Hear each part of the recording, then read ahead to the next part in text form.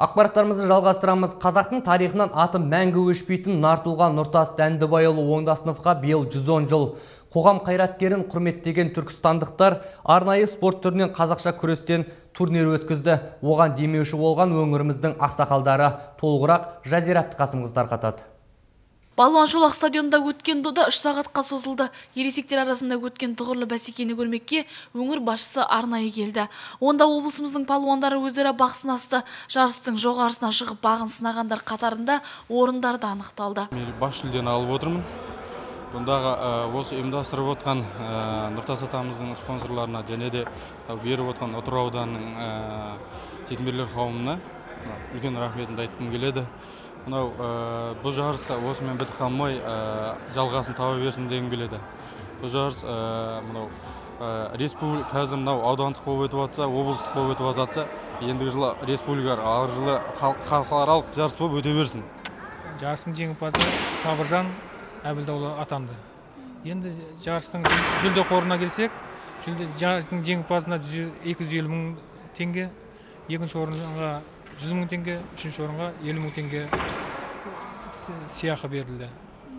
Ал енді бұны ұйымдастырып отқан енді қала әкімшілігі, сондай-ақ Нұртас Оңдасынов атындағы қор осылардың ұйымдастыруымен, ауызбіршілігімен өтіп отқан іс-шара.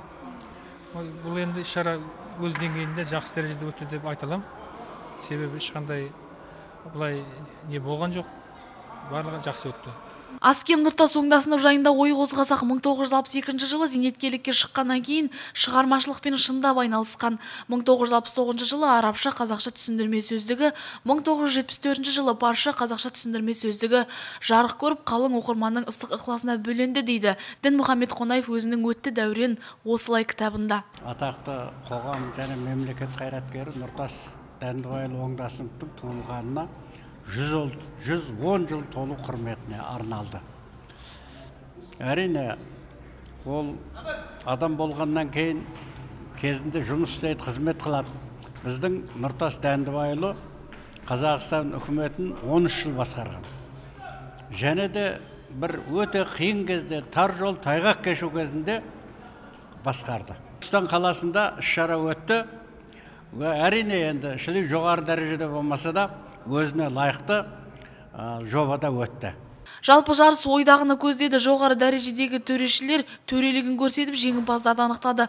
Қатысушыларға демеушілер тарапынан ақшалай сыйлықтар тапсырылып, ел ағасы турасында киелі ой, пікірлер айтылды. Жазира Әбдіқасымқызы, Әубәкір Анарбайұлы, Нұрсұлтан Ескендір, Тұран, Түркістан.